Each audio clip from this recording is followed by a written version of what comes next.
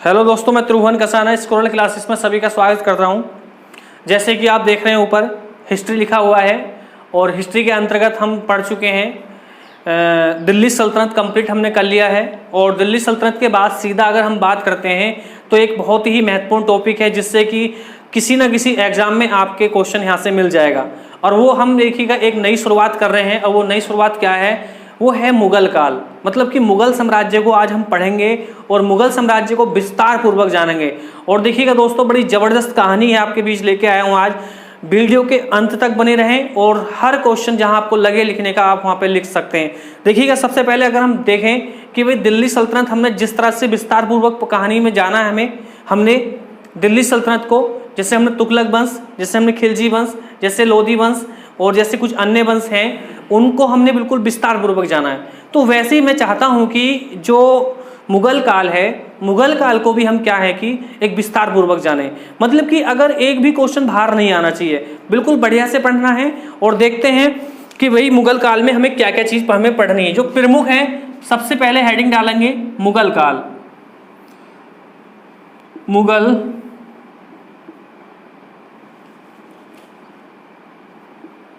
मुगल काल। देखिएगा, अगर मुगल काल की अगर हम देखें तो ये पूरा मुगल काल जो चला है 1526 से 1857 तक, 1857 तक। देखिएगा, बहुत बड़ा टॉपिक है और इससे क्वेश्चन कहीं ना कहीं से आपको मिल जाएगा।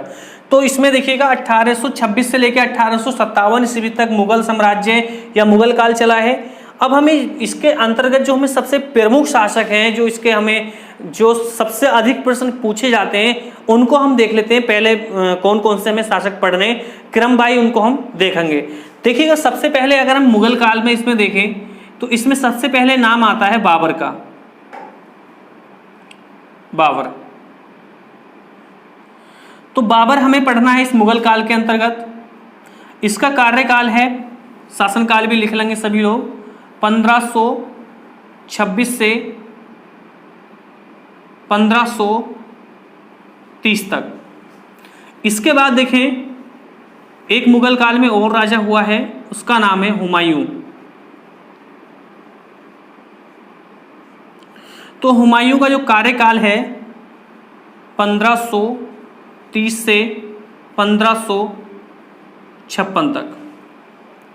इसके बाद जो हम पढ़ेंगे तीसरा टॉपिक, वो रहेगा अकबर।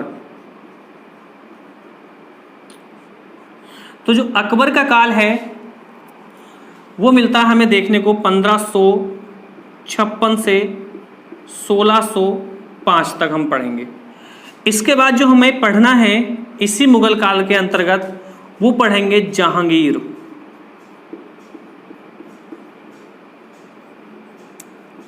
तो जहांगीर का अगर हम देखें कार्यकाल तो 1605 से 1627 तक।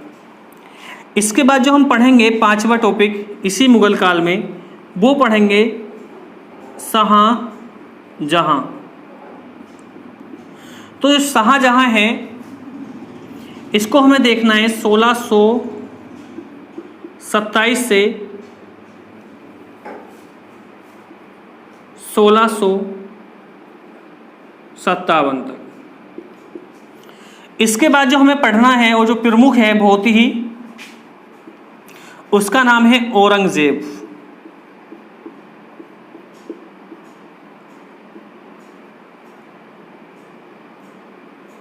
ठीक है, औरंगजेब का जो कार्यकाल है वो 1657 से लेके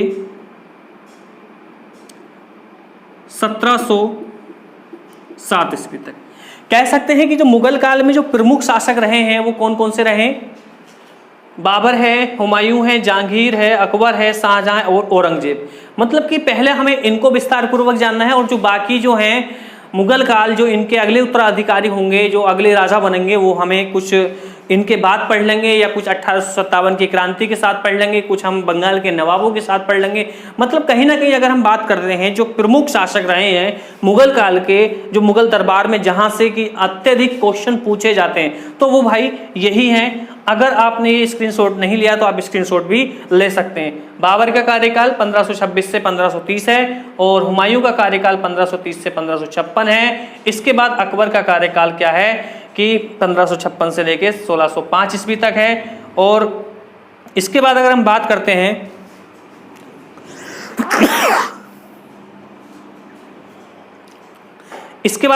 करते हैं तो शाहजहां है और औरंगजेब है भैया। अब देखते हैं भाई, सबसे पहले आप हेडिंग डालेंगे क्या, सबसे पहले हमें पढ़ना क्या है, बाबर पढ़ेंगे। तो बाबर को देखते हैं कि विस्तार पूर्वक। बहुत जबरदस्त कहानी है और कहानी को आपको पता ही है मैं किस तरह से आपको कहानी पेश करता हूं, तो ऐसा नहीं है कि गलत कहानी होगी, बहुत जबरदस्त कहानी है, मजा आएगा पढ़ने में, ठीक है। तो देखिएगा, हेडिंग डालेंगे बाबर।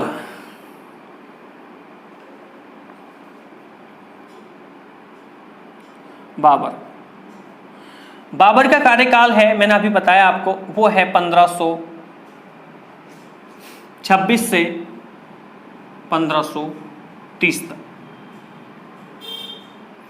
1530 से 1556 तक हमें 1526 से 1530 ईस्वी तक हमें बाबर पढ़ना है भैया। अब पहले हम इसका कुछ प्रारंभिक जीवन देख लेते हैं कि बाबर कैसे कैसे शासक बना और कैसे कैसे मतलब इसके कौन पिता थे, कौन माता थी, और कैसे कैसे इसने अपनी मतलब शासन की प्रणाली को चलाया था और कैसे ये भारत पहुंचता है। तो बहुत ही विस्तार पूर्वक कहानी है। वीडियो को मैं वादा करता हूं भाई बिल्कुल समझ में आएगा हर चीज, जैसे पिछले वीडियो में सब चीज समझ में आती रही है। कोई भी चीज आपको ऐसा नहीं पढ़ाया जाएगा जो कि अलग तरीके से कहानी रियल है, तभी मैं आपको बता रहा हूं भैया। तो देखिएगा, अगर हम बात करते हैं इस बाबर के जन्म की, तो सबसे पहले आप इसका जन्म लिख लीजिएगा, पूछा जा सकता है। इसका जो जन्म हुआ है 14 फरवरी 1483 को, ठीक है भैया। इसका जन्म अगर पूछा जाए 14 फरवरी 1483 को। इसके बाद देखिएगा, अगर हम बात करते हैं तो इसके जो पिता का नाम है, अगर पिता का नाम पूछा जाए कि इसके पिता कौन थे, तो पिता थे उमर शेख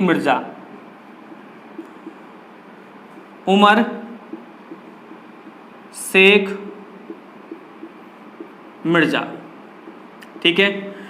इनकी जो माता का नाम भी आप लिख सकते हैं, फिर कहानी बताएंगे बढ़िया से।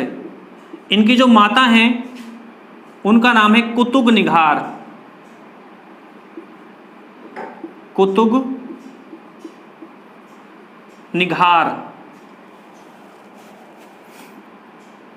ठीक है भैया। इसके बाद अगर हम बात करते हैं कि इनके पिता कौन हो गए, तो आप बताएंगे उमर शेख मिर्जा, और ये कौन है, इनकी माता कुतुब निघार। अगर हम इनकी बात करते हैं इनके वंशज की, इनकी जो वंशज हैं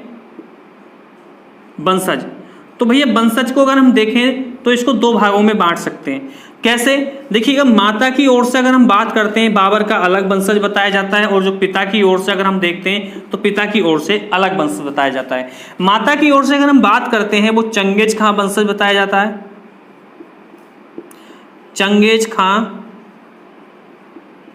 वंशज। और जो पिता की ओर से अगर हम बात करते हैं तो वो है तैमूर वंशज। तो याद रखना है कि बाबर पिता की ओर से कौन सा वंशज था, तो तैमूर वंशज था। और जो माता की ओर से अगर हम इसकी वंशज देखें तो वो कौन से वंशज से थी, चंगेज खां वंशज से। तो देखिएगा, अगर हम बात करते हैं कि ये बाबर का कुछ प्रारंभिक जीवन था जिसके बारे में हमें थोड़ी बहुत ज्ञान होना चाहिए। मैं समझता हूं कि लिख लिया होगा। सीधे चलते हैं कहानी की ओर कि बाबर की कहानी है क्या। बिल्कुल विस्तार पूर्वक कहानी बताऊंगा, और जहां लगे लिखना वहां आप कहानी में लिख सकते हैं। देखिएगा दोस्तों, मैं आपको कहानी बताना चाहता हूं बाबर की। बाबर के जो पिता थे उमर शेख मिर्जा, वो जो थे कहां के राजा थे, तो मैं आपको बताना चाहता हूं। इनके जो पिता थे उमर शेख मिर्जा, जो उमर शेख मिर्जा थे वो फरगना की गद्दी पर, कह सकते हैं कि फरगना के क्या थे, फरगना फरगना, फरगना के क्या थे? जमींदार थे। अगर मैं बात करता हूं कि उमर शेख मिर्जा की, तो उमर शेख मिर्जा बताते हैं कि ज्यादा बड़े जमींदार नहीं थे, बहुत छोटे से जमींदार हुआ करते थे। बताते हैं कि बाबर का जो जन्म हुआ था, तो जन्म से ही कुछ सालों के बाद बताते हैं कि बाबर एक सैन्य शिक्षा में बड़ा ही निपुण था। बाबर की अगर हम बात करते हैं तो बाबर को एक युद्ध कलाओं में, युद्ध लड़ना, तलवार विद्या, इनमें ही बड़ा शौक था। कह सकते हैं कि बाबर हर चीज को, अगर हम देखें बाबर की कुछ कहानी को, तो बाबर को एक कहानी सुनना कह सकते हैं, और कहानी कैसी, एक बड़े बड़े वीर राजाओं की कहानी सुनना बड़ा ही पसंद था। तो बाबर जो था, एक तरह से अगर हम देखें तो बाबर के जो पिता थे उमर शेख मिर्जा, उसको कुछ अपनी जो फरगना की गद्दी थी उसको संभालना चाहते थे, मतलब संभालना चाहते थे उसके पिता उमर शेख मिर्जा बाबर को। लेकिन क्या होता है कि बाबर का तो कुछ अलग ही दिमाग था। बाबर का तो सिर्फ, कहते नहीं कि यार तुझे तो सिर्फ लड़ाई झगड़ों से काम है, तुझे तो सिर्फ लड़ाई झगड़े काम करने। तो बाबर पूरे दिन क्या था कि एक तरह से उन्हीं लड़ाई में, विद्याओं में, उन्हीं युद्ध कलाओं में बड़ा ही शौक रखता था। पता चलता है कि बाबर 2-4 लोगों को पीट पाट के आता था, और पता चलता है कि उमर शेख मिर्जा के यहाँ पूरी कहानी वही पड़ी रहती थी। और यही कारण हुआ कि बाबर के जो पिता थे उमर शेख मिर्जा की क्या हो जाती है भैया, एक दिन मृत्यु हो जाती है। उमर शेख मिर्जा की क्या हो जाती है दोस्तों, मृत्यु हो जाती है। और जब मृत्यु होती है तो देखिएगा बाबर की जो आयु थी दोस्तों, जब उमर शेख मिर्जा की मृत्यु होती है तो बाबर की जो आयु थी उस समय, अगर हम इसकी आयु की बात करते हैं तो मात्र 11 वर्ष थी। कितनी वर्ष थी? 11 वर्ष। और जब 11 वर्ष की आयु होती है तो देखिएगा बाबर एक, कह सकते हैं कि राजा बनने के तो लायक नहीं है। लेकिन क्या होता है कि यहाँ पर 11 वर्ष की आयु में यही बाबर क्या कर लेता है, फरगना की गद्दी पर बैठ जाता है। और देखिएगा अगर मैं बात करता हूं कि जब ये फरगना की गद्दी पर बाबर बैठता है, जब फरगना की गद्दी पर बाबर बैठता है तो इसकी अगर हम देखें तो ये गद्दी पर बैठता है 1494 ईस्वी में। तो जब बाबर 1494 ईस्वी में गद्दी पर बैठता है, फरगना की कमान संभालता है, तो हमें देखने को ये मिलता है बाबर से कि इसी बाबर ने एक तरह से जब फरगना की गद्दी पर बैठा तो इसने एक उपाधि ली। उस उपाधि को मैं आपको बताना चाहता हूं, वो उपाधि थी मिर्जा की। कौन सी उपाधि थी? मिर्जा की। मिर्जा की उपाधि से ये सिंहासन पर बैठता है फरगना की।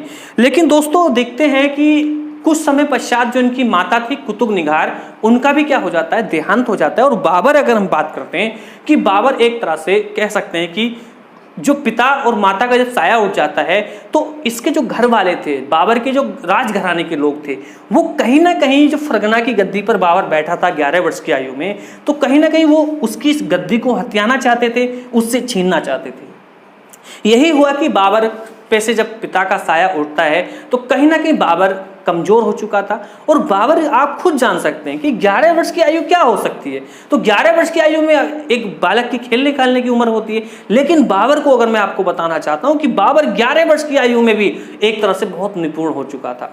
कलाएं थी, शिक्षाएं थी, उसके अंदर क्षमता थी शासन चलाने की। लेकिन जो उसके राजघराने के लोग थे, परिवार वाले जो लोग थे, इसी राजगद्दी को प्राप्त करने के लिए बाबर को एक तरह से उसकी राजगद्दी से उतार देते हैं।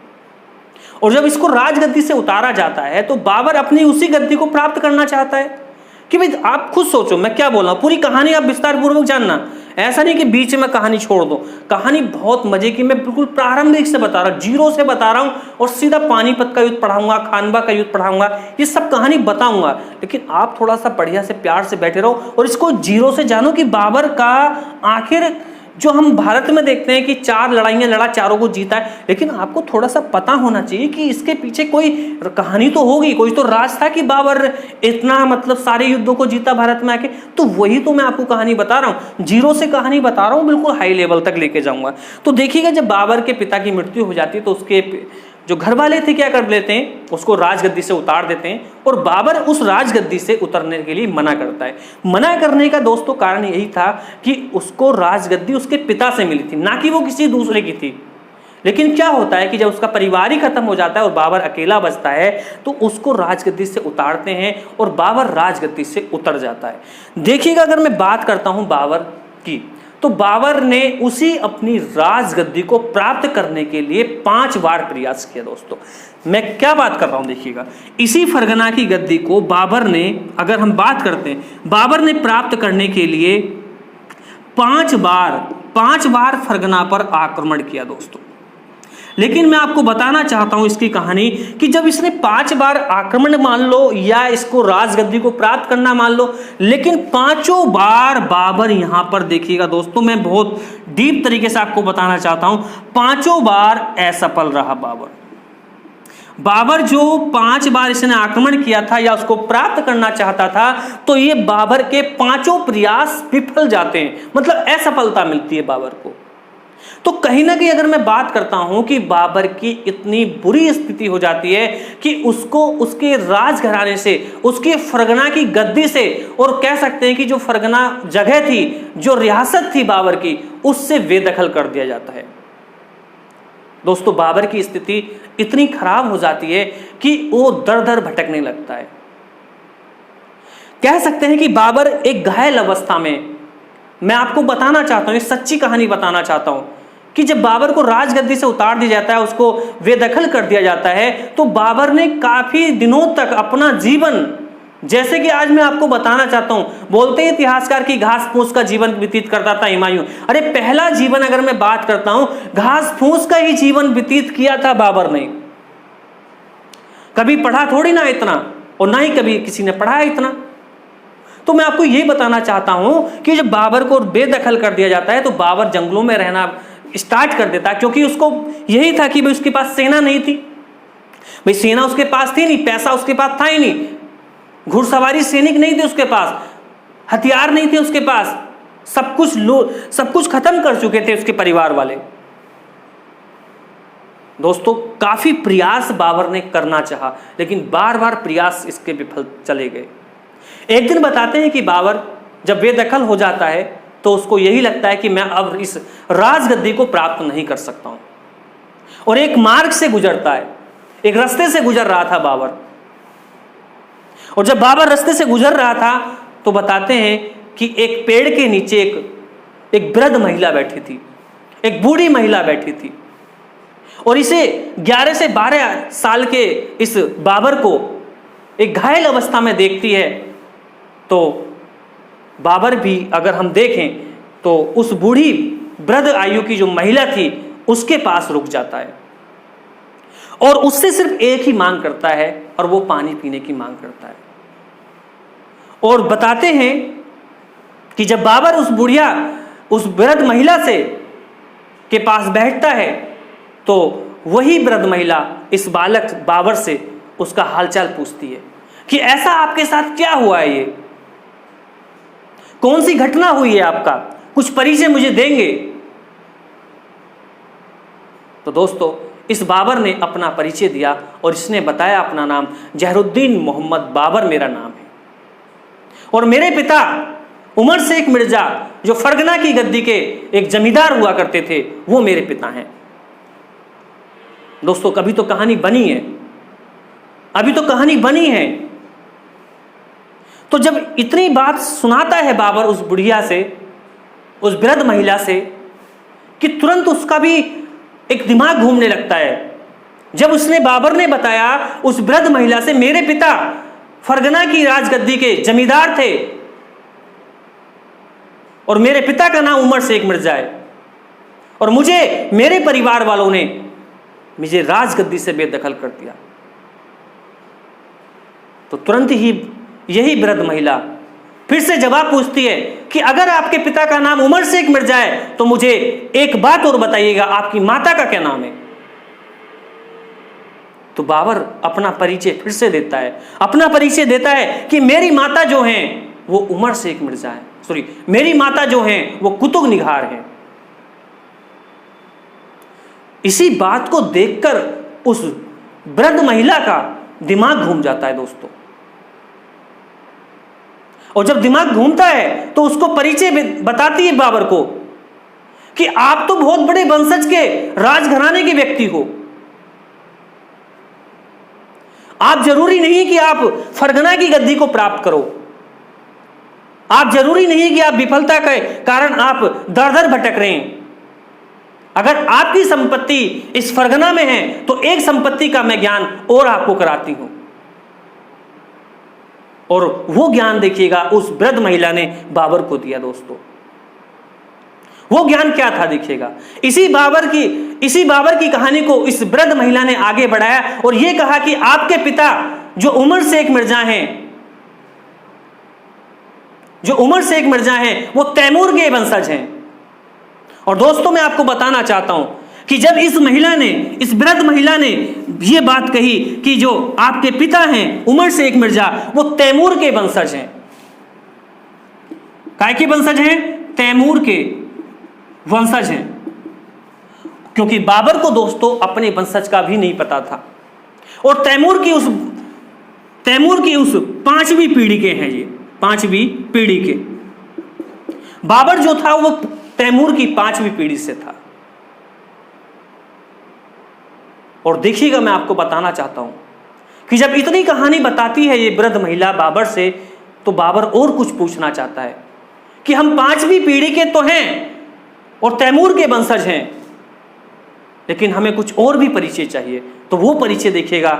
इस वृद्ध महिला कहती है कि आपकी संपत्ति जो है वो फरगना में भी है, और जो आपकी संपत्ति है वो तैमूर की जो संपत्ति है वो भारत में भी है। जो दिल्ली सल्तनत है, जो दिल्ली साम्राज्य है जिसपे कि लोदी वंश शासन कर रहा है, वो लोदियों की नहीं है, वो अफगानों की नहीं है, वो तैमूरों की है। दोस्तों मैं आपको बताना चाहता हूं, लोग कहते हैं कि बाबर बहलोल लोदी के कहने पे भारत आया है। लोग कहते हैं कि दौलत खां लोदी, आलम खां लोदी के कहने पर बाबर भारत आया है। लेकिन दोस्तों मैं आज आपको सच्चाई बताना चाहता हूं कि बाबर पहले ही मन बना चुका था कि अपनी उस संपत्ति को, दिल्ली सल्तनत को प्राप्त करना चाहता था। लेकिन दोस्तों कोई मौका उसको नहीं मिला, मौके की तलाश थी बस। और देखिएगा जब इसका ज्ञान बाबर को होता है तो दिल्ली जो साम्राज्य था, क्योंकि 1398 ईस्वी में तैमूर ने भारत पर अटैक किया था, और वो तैमूर उन सैयद वंश के राजाओं को वो संपत्ति छोड़ के गया था, और उसी संपत्ति पे अफगानों ने, लोदियों ने शासन किया था, छीन ली थी वो। लेकिन हुई किसकी? वो तैमूरों की थी। तो दोस्तों इसी चीज को मैं आगे बढ़ाता हूं कि जब सारी कहानी हो जाती है तो बाबर का भी दिमाग घूमने लगता है, और बाबर का जब दिमाग घूमता है तो उस वृद्ध महिला से कुछ सहायता मांगती है। बाबर उस वृद्ध महिला से सहायता मांगता है, और देखिएगा मैं बात करता हूं कि जो वही वृद्ध महिला जो थी, इस वृद्ध महिला ने बताते हैं, इस वृद्ध महिला ने 100 से 200 सैनिक, अगर हम बात करते हैं कि इस बाबर को प्राप्त कराए थे, कि मेरे पास सिर्फ इतने ही सैनिक हैं जो मैं आपको दिला सकती हूं, क्या आप इन सैनिकों के आधार पे भारत पर विजय प्राप्त कर सकते हो? लेकिन क्या हुआ कि 100 से 200 सैनिक तो बाबर के पास पहुंच चुके थे, लेकिन बाबर कहीं ना कहीं ये 100 सैनिकों से मजबूत हो चुका था, जहां की बाबर के पास एक सैनिक भी नहीं था। लेकिन दोस्तों मैं आपको बताना चाहता हूं कि बाबर ने एक मन बनाया कि अब वो वक्त आ चुका है फरगना को जीतना भी, और कह सकते हैं कि जो अन्य दिल्ली सल्तनत है उसको भी जीतना अब होगा। तो दोस्तों मैं आज आपको बताना चाहता हूं कि यही बाबर अपने 100 से 200 सैनिकों के साथ, क्योंकि बाबर को अगर मैं बात करता हूं तो बाबर को दोस्तों पैसा चाहिए था, और पैसा इसलिए चाहिए, उसको सेना बनानी है, तलवार चाहिए, घोड़े चाहिए। लेकिन बाबर के पास तो कोई पैसा ही नहीं था, और पैसा चाहिए तो वो क्या करेगा? भारत आएगा। अगर उसको धन की प्राप्ति करनी है तो उसको भारत आना होगा। लेकिन मैं आपको बताना चाहता हूं कि पहली बार यही बाबर 1502 ईस्वी में लूटपाट करने के उद्देश्य से प्रथम बार भारत की धरती पर कदम रखता है दोस्तों 1502 ईस्वी में। आपने तो वही पढ़ रखा 1519, 1526, लेकिन नहीं दोस्तों, बाबर लूटपाट के उद्देश्य से यही 1502 ईस्वी में पश्चिमी भारत पर कदम रखता है, जो पश्चिमी भारत है उसमें कदम रखता है। इसके बाद अगर मैं बात करता हूं, यही बाबर 1504 ईस्वी में फिर से लूटपाट के उद्देश्य से द्वितीय बार कदम रखता है दोस्तों, वही पश्चिमी भारत पर। इसके बाद अगर मैं बात करता हूं तो यही बाबर 1505 ईस्वी में फिर से उसी उद्देश्य से, वही उद्देश्य लूटपाट, और तृतीय बार अगर मैं बात करता हूं यही पश्चिमी भारत पर कदम रखता है, और यही उद्देश्य था सिर्फ लूटपाट का। इसके बाद में अगर बात करता हूं 1506 ईस्वी में फिर से लूटपाट के लिए फिर से कदम रखता है, यही भारत में कौन सा चतुर्थ बार, और कह सकते हैं कि ये कहां कदम रखता है, वही पश्चिमी भारत। इसके बाद देखिएगा दोस्तों, यही बाबर फिर से 1507 ईस्वी में लूटपाट के उद्देश्य से कदम रखता है पांचवी बार, और दोस्तों मैं आपको बताना चाह रहा हूं कहां रखता है, वही पश्चिमी भारत पर। कह सकते हैं कि 5 बार अगर मैं बात करता हूं, 1, 2, 3, 4 और 5 बार, 5 बार बाबर ने भारत पर लूटपाट के उद्देश्य से आक्रमण किया था। 5 बार बाबर लूटपाट के उद्देश्य से, देखिएगा लूटपाट, सिर्फ लूटपाट करने आया था, ना कि आक्रमण करने आया था। 5 बार बाबर भारत आ चुका था, और जब बाबर 5 बार भारत आया था लूटपाट के उद्देश्य से, तो कुछ तो धन की इसको प्राप्ति हुई होगी।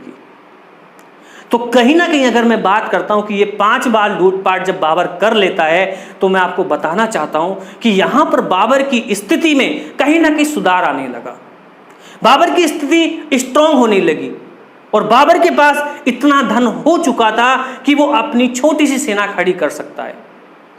कह सकते हैं कि तलवार खरीद सकता है, घोड़े खरीद सकता है, सैनिकों को वेतन दे सकता है। इतना कह सकते हैं कि धन 5 बार लूट से बाबर प्राप्त कर चुका था। इतनी कहानी मैं आपको बता रहा हूं अभी यार, अभी कहानी विस्तार पूर्वक चलेगी तो बहुत विस्तार पूर्वक ही पढ़ाऊंगा। अभी 1526 बहुत दूर है पानीपत, बस आए बाबर 1526 पढ़ लो, 1526 पढ़ लो। अब का 1526, अब ये पूछ ले आपसे कि बाबर ने असफल आक्रमण कितनी बार किया भारत पर? 5 बार किया। सफल आक्रमण तो आपको पढ़ा देंगे कि 1526, 1527, 1528, 1530, खानवार, चंदेरी, गे, घाघरा सब पढ़ा देंगे। क्या इसको जाना है भाई? इसके पीछे की तो कोई कहानी है। बाबर आया, दौलत खान लोधी के कहने से आया, आलम खान लोधी के कहने से आया, अरे वो कहानी है, वो भी बताऊंगा अभी। लेकिन उद्देश्य से तो वो पहले ही बना चुका था, उसको पता तो कुछ और ही चला था, उसका उद्देश्य मैं आपको बताऊंगा।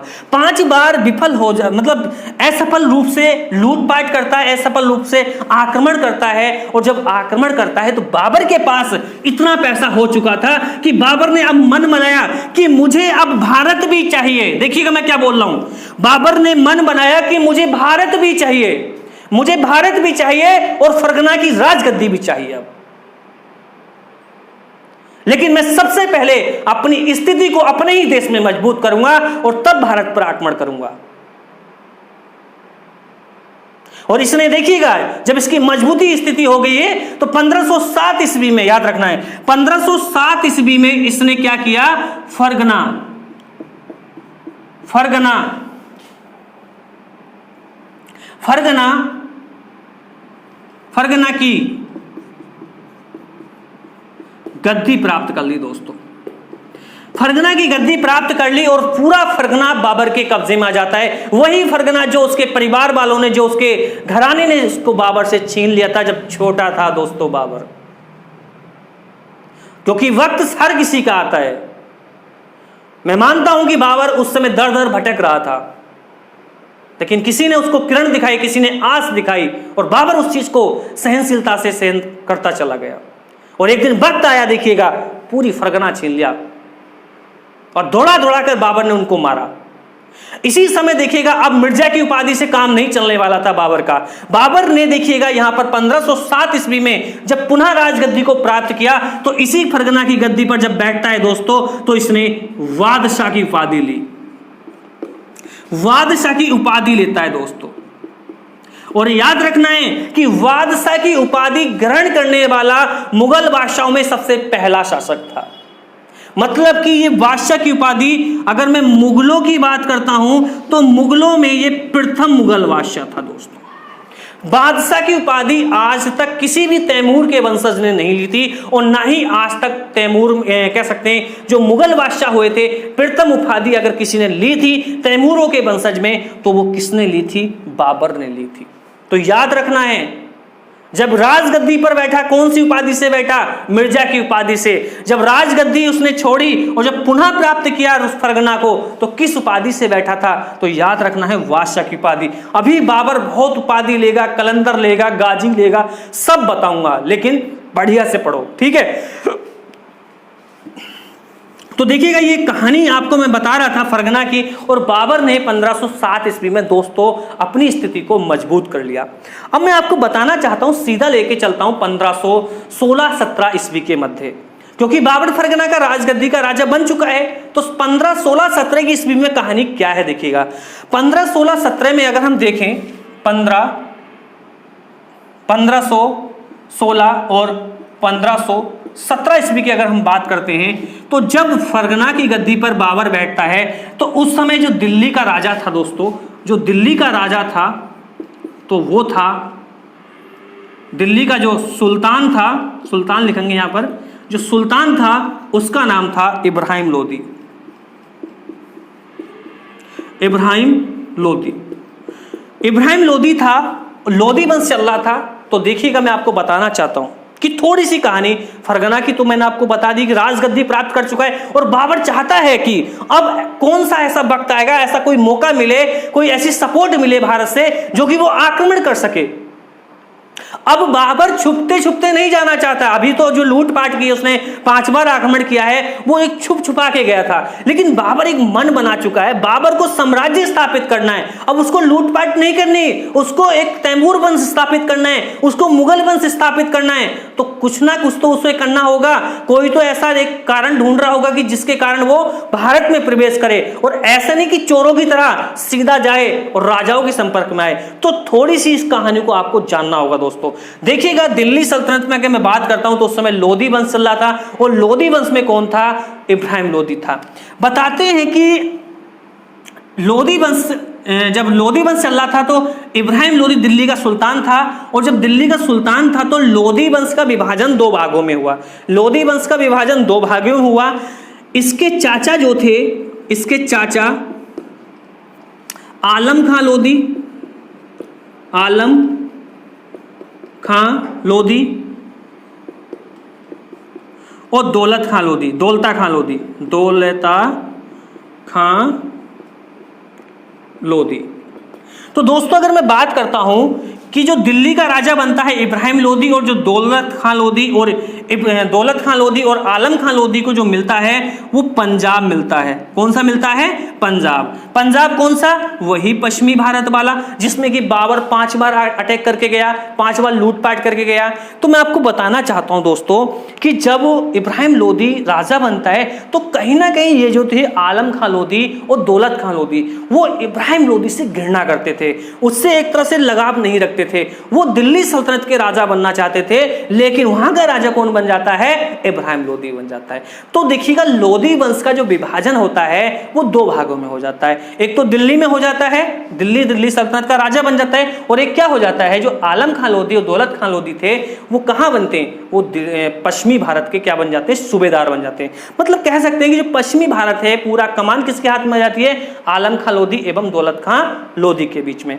तो देखिएगा अगर हम बात करते हैं कि ये कहानी चली रही थी, और ये चाहते थे कि भाई इब्राहिम लोदी को किसी भी तरह से राजगद्दी से उतारा जाए। इन सारे लोगों ने दोस्तों मैं बात करना चाहता हूं कि कई बार इब्राहिम लोदी को परास्त करना चाहा, लेकिन इब्राहिम लोदी के पास इतनी विशाल सेना 5 लाख से अधिक सेना इसके पास थी। इब्राहिम लोदी के पास 5 लाख से अधिक सेना थी दोस्तों। और इब्राहिम लोदी की अगर मैं बात करता हूं, थोड़ी सी आपको कहानी सुननी होगी तभी आप समझ पाएंगे पूरी कहानी को। इब्राहिम लोदी व्यक्ति सही है, एक भड़काऊ व्यक्ति है, कहते नहीं छोटी सी बात पे भड़क जाना, वो इसके अंदर सारी कलाएं थी। कला मान लो, दोष मान लो इसका, या अपराध मान लो, छोटी सी बात पे भड़क जाना। अगर मान लो कि इब्राहिम लोदी को पता चल जाए ना कि तेरे खिलाफ षड्यंत्र रच रहा है, अगर कोई इसको न्योता दे कि आजा युद्ध करने के लिए, तो पूरी 5 से 6 लाख की सेना लेकर मैं आ रहा हूं बेटे, कहां मिलेगा आजा। मतलब डरने वाला व्यक्ति नहीं है ये। इसीलिए तीतर बना चुका है, आलम खां लोदी पे मार लगा चुका है, दौलत खां लोदी पे मार लगा चुका है। और दोस्तों मैं आपको एक चीज और बताना चाहता हूं, ये जो इब्राहिम लोदी था वो भारत में चारों ओर से षड्यंत्र से घिरा हुआ था। मतलब कि इसको मारने का प्रयास भारत के कितने राजाओं ने किया, लेकिन भाई इस इब्राहिम लोदी को कोई नहीं हरा सका। इतना खतरनाक व्यक्ति था। अब ये व्यक्ति ढूंढ ही रहे थे यार क्या किया जाए। मैं आपको एक चीज और बताना चाहता हूं कि इसी इब्राहिम लोदी को हराने का प्रयास दोस्तों एक व्यक्ति ने और किया था, उसका नाम था राणा सांगा। राणा सांगा, राणा सांगा ने देखिएगा एक युद्ध होता है 1517 ईस्वी में, 1517 ईस्वी में, और वो एक युद्ध था खतौली का युद्ध, खतौली का युद्ध, खतौली का युद्ध। इस युद्ध में बताते हैं कि राणा सांगा तो जीत जाता है, लेकिन राणा सांगा ने यह कहा था कि मैं जीत कर भी हार चुका हूं। ऐसा क्या था, इस भाई ने, इब्राहिम लोदी ने राणा सांगा की एक आंख फोड़ दी और एक टांग काट दी। तो कह सकते हैं कि युद्ध में जीतने के बाद भी राणा सांगा हार चुका था। तो वो भी बदला लेना चाहता है किससे, इब्राहिम लोदी से। और इधर अगर हम बात करते हैं तो आलम खां और दौलत खां लोदी भी बदला लेना चाहते हैं, लेकिन बदला लेवे कौन, खतरनाक ही इतना व्यक्ति है। 5 से 6 लाख सेना इसके पास बैठी है और इसका एक मित्र है जिसका नाम है बिक्रमजीत। इसी इब्राहिम लोदी का दोस्तों एक मित्र है, इसका एक दोस्त है जिसका नाम है बिक्रमजीत। ये इसका ग्वालियर का राजा था और ये इसका समर्थन करता था, 55 के यार थे दोनों। तो ये कह सकते हैं कि इब्राहिम लोदी एक तरह से इन चारों ओर से षड्यंत्र से घिरा हुआ था। अब देखते हैं कि बाबर की कहानी क्या है। ये तो पता चल गया होगा कि भी इब्राहिम लोदी के कौन कौन शत्रु हैं भारत में और कौन कौन इब्राहिम लोदी को मारना चाहता। तो मैं आपको बताना चाहता हूं कि भाई और क्या कहानी है। तो बाबर की अगर हम बात करते हैं कि भाई बाबर न्योता देख ही रहा था, तो आलम खां लोदी की अगर हम बात करते हैं, आलम खां लोदी, तो आलम खां लोदी से भाई एक डिस्कस होता है दौलत खां लोदी का। दौलत खां, क्योंकि मैं बाबर का आगमन करा रहा हूं, थोड़ा बात सुनेंगे। दौलत खां लोदी का कि भाई एक काम कर तू, कि अगर तू इब्राहिम लोदी को हराता है तो मैं तुझे पूरा पश्चिमी भारत तुझे दे दूंगा। सुनते रहना सारी बात। आलम खां लोदी से दौलत खां लोदी बोलता है कि भाई अगर तू एक काम कर, तू किसी भी तरह से इब्राहिम लोदी को हरा दे। तो भाई इब्राहिम लोदी को हराऊंगा तो मुझे मार देगा। पहले तो हम दोनों पिटे हुए, न तो कुछ और कर काम, न तो एक काम और कर भाई। अगर राणा कह सकते हैं कि अगर इब्राहिम लोदी को हराना है तो तुझे एक काम करना होगा, अपने साथ एक व्यक्ति को और मिला ले जिसका नाम है राणा सांगा। अब देखिएगा दोस्तों, इन तीनों ने षड्यंत्र रचा और राणा सांगा भी अपनी दुश्मनी का बदला लेना चाह रहा। उसका एक टांग काट दी, एक आंख फोड़ दी युद्ध में। वो भी कह रहा है कि मैं अपनी टांग का बदला ले लूंगा इब्राहिम लोदी से। इधर ये दोनों कह रहे हैं कि हमें पूरा दिल्ली चाहिए। तो भाई पता चले कि हिम्मत किसी के ना हो रही कि इब्राहिम लोदी के धोरे चला जाओ, हिम्मत किसी की नहीं है कि वो इब्राहिम लोदी के धोरे चलाएं। मतलब कि आंतरिक रूप से विद्रोह चल रहा है, आंतरिक रूप से एक षड्यंत्र चल रहा है। भाई किसी भी तरह से क्या हो कि एक तरह से इब्राहिम लोदी को मारे, धोरे कोई नहीं जा रहा। नु बोला कि भाई राणा सांगा से बोला कि तू ही चले आया। यार मैं तो वैसे ही टूटा पड़ा हूं पहले से। अच्छा भाई तो क्या हो। तो इन तीनों ने दिमाग लगाया कि भाई करा क्या जाए कि इब्राहिम लोदी को हरा जाए। मतलब कि कहते ना सांप भी मर जाए और लाठी भी ना टूटे, तो ऐसा काम करना चाहते थे तीनों लोग। अब इससे कहा कि भाई दौलत खां लोदी ने यही कहा कि आलम खां लोदी से कि भाई एक काम कर कि तू पश्चिमी भारत में रह रहा, उधर आक्रमणकारी आते रहते हैं, कोई ऐसा गुंडा ढूंढ, ऐसा कोई लुटेरा ढूंढ जो कि पैसे पे काम करता हो, और हम उसको इतना पैसा देंगे कि वो बस सिर्फ एक काम कर दे, इब्राहिम लोदी को हरा दे। पूरा इतना पैसा देंगे, पीढ़ी तक सुधर जाएगी भाई। अब आलम खां लोदी लग गया चक्कर में, यार बात तो सही कह रहा है यार। अब तीनों जाएंगे, मान लो कि हम तीनों ने आक्रमण कर भी दिया इब्राहिम लोदी पे, तो हो सकता है कि भाई बच जा वो, और जब बच गया तो भाई इसकी तो टांग काटी, पता ना अब तुम्हारा क्या क्या कटेगा। तो ये भी तो दिक्कत है। अब यहाँ पे तीनों तो भाई षड्यंत्र रच के भाई हम तो जामे नहीं। अब इसी बीच में देखिएगा आलम खां लोदी की अगर हम बात करते हैं, लग जाता है कि भाई क्या किया जाए। तो कुछ समय बाद एक दिमाग में आती है इसकी, यार एक लुटेरा भी तो आता था, एक लुटेरा भी तो आता था पश्चिमी भारत में, और वो लुटेरा का ध्यान लगाओ कि वो लुटेरा है कौन। वो लुटेरा कोई और नहीं था, यही आलम खां लोदी तुरंत ही सूचना भेजता है बाबर के पास, क्योंकि बाबर कई बार लूटपाट कर चुका था पश्चिमी भारत में, तो आलम खां लोदी उसको जानता था, और आलम खां लोदी यह भी जानता था कि बाबर को पैसे की आवश्यकता है। तुरंत ही आलम खां लोदी और दौलत खां लोदी के पत्र जाता है किसके पास? बाबर के पास। और बाबर ने इस पत्र में बाबर को लिखा कि आप कहां आइएगा? भारत आइएगा। और बाबर को दोस्तों यही मौका मिल जाता है, बाबर को यही मौका मिल जाता है। और बाबर क्या करता है कि एक तरह से इस पत्र को लेकर तुरंत रवाना हो जाता है दोस्तों, कहां के लिए? वही पश्चिमी भारत के लिए। फरगना से रवाना हो जाता है और पश्चिमी भारत में पहुंचता है। तो भाई जब पश्चिमी भारत में पहुंचता है तो मुलाकात जो होती है यहां पर आलम खां लोदी और दौलत खां लोदी के बीच, और ये इन दोनों ने ये बताया कि अगर आप भारत पे आक्रमण करते हैं और आप एक राजा को सिर्फ हराना है आपको, और वो राजा है इब्राहिम लोदी। बाबर तो बड़ा खुश था भाई। बाबर बोला कि ठीक है, हम इब्राहिम लोदी को हरा देंगे, लेकिन हमें क्या मिलेगा? हम तुम्हें इतना पैसा देंगे, इतना पैसा देंगे भाई तुम्हारी पीढ़ी तक सुधर जाएगी, कमाने की जरूरत ही नहीं है। तो ठीक है भाई। अब पता चलता है कि राणा सांगा को बुला लिया गया कि भाई तीनों के बीच षड्यंत्र चल रहा था, क्योंकि राणा सांगा को बुलाओ। अब राणा सांगा भी टांग टेका टेका लंगड़ हाथ में पहुंच गया, कहां? पंजाब। अब पता चलता है कि जब बाबर ने राणा सांगा को देखा, इसको भाई को, तो इसकी एक आंख फूटी हुई, एक टांग कटी हुई। बोला कि भाई इसे क्या हुआ? नहीं से कुछ ना होगा, बस वही है, युद्ध करने गया इब्राहिम लोदी से, एक टांग गवा दी और एक आंख गवा दी। अब पता चला कि बाबर के धीरे धीरे होश उड़ने लगे। भाई कह तो दी बाबर ने कि मैं ठीक है, मैं युद्ध कर लूंगा, लेकिन यहां पर अगर हम बात करते हैं कि दौलत खां लोदी ने यह कहा कि पूरी कहानी तो सुन लो, ठीक है कि आप युद्ध करोगे, लेकिन उसके बारे में कुछ डिटेल तो जान लो। अब पता चला कि भाई होश तो बाबर के यहीं उड़ गए। राणा सांगा को देख के यार कुछ तो खतरनाक आदमी है यार, चलो भाई सुन ले। और पता चले कि यही राणा सांगा की अगर हम बात करते हैं, सॉरी, इसी बाबर को यही दौलत खां लोदी क्या कर देता है? दौलत खां लोदी एक तरह से कुछ कहानी और बताना है कि भाई अगर आप आक्रमण करते हो तो हम तुम्हें सेना देंगे, जितनी सेना चाहोगे उतनी देंगे। बाबर बोला कि मुझे सेना वेना ना चाहिए, मुझे तो सिर्फ आक्रमण करना, जो संधि हमारे तुम्हारे बीच में हुई है वो संधि रहनी चाहिए। तो ठीक है भाई, हम तुम्हारे बीच में संधि कर रहे हैं, लेकिन कुछ कहानी सुन लो।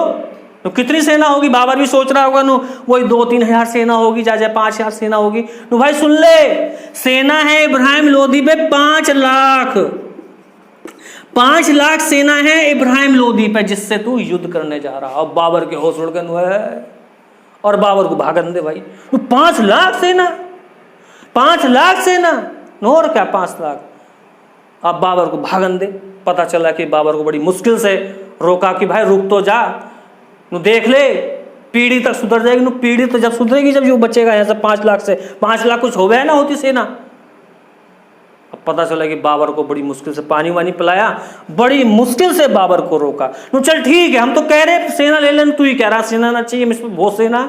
नु मुझे क्या पता, तुम तो नु कह, मैं भी ये सोच रहा कि 2-4 लाख सेना हो सके। इसी बीच में दोस्तों दोनों के बीच में संधि होती है कि अगर आप इब्राहिम लोदी को हराने जाते हो तो यहां पर आंतरिक रूप से मदद करेगा राणा सांगा, और राणा सांगा उस युद्ध में आपको सेना देगा और हथियार देगा, और खुद स्वयं राणा सांगा वहां पर पहुंचेगा। तो ठीक है, बाबर को जैसे तैसे करके तैयार करा। इसी बीच में देखिएगा भारत में बाबर इस कहानी को जान लेता है और बाबर अपनी कबीले के साथ, अपनी सेना के साथ रवाना हो जाता है।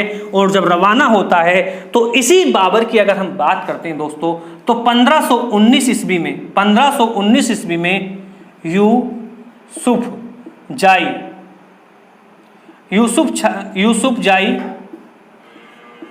जाति के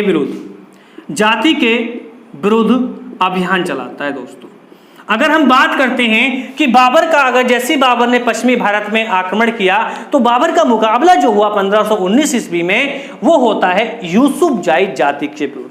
बताते हैं कि बाबर का बहुत कड़ा विरोध किया यहाँ पर यूसुफ जाई जाति ने, लेकिन दोस्तों कड़ा विरोध तो किया, लेकिन बाबर ने यहाँ पर अपनी कट्टरता का परिचय दिया।